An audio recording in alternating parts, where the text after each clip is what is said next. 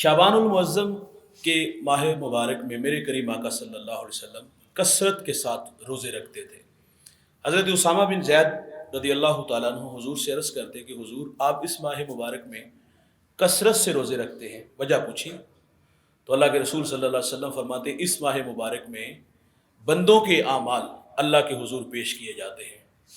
تو حضور فرماتے میری آرزو ہے کہ جب میرے اعمال پیش کیے جائیں تو فرمایا میں حالت روزہ میں ہوں۔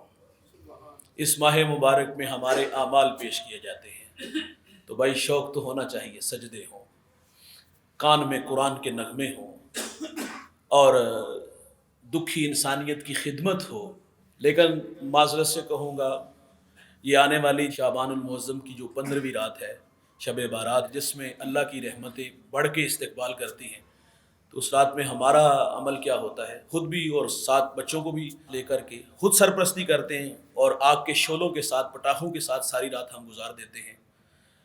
اسلام کا حسن ہے کہ لا یعنی چیزوں کو، بے مقصد چیزوں کو چھوڑ دو، ساری رات خود بھی آگ سے کھیلے اور ساتھ بچوں کو بھی کھلاتے رہے۔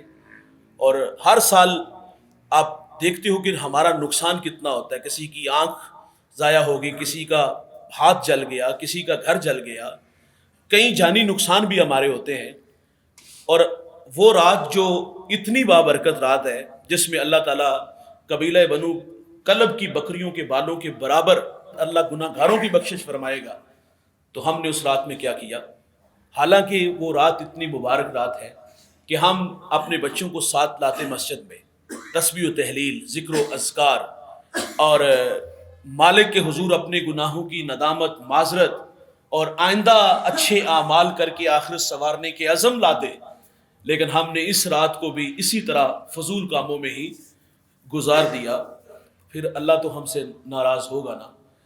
تو اس ماہ مبارک میں آنے والی جو 15ویں شعبان ہے، اس رات کو کثرت کے ساتھ جو ہے وہ اللہ کی عبادت کیجئے گا، ذکر و اذکار کیجئے گا، تسبیح و تحلیل کو معمول بنائیے گا۔ اور میرے نبی فرماتے 5 راتیں جس میں اللہ دعا قبول فرماتا ہے۔ ایک فرمایا شب جمعہ، عیدین اور رجب کی پہلی رات اور 15ویں شعبان کی رات کو اللہ تعالیٰ سے جو بھی دعا کی جائے اللہ دعا قبول فرماتا ہے۔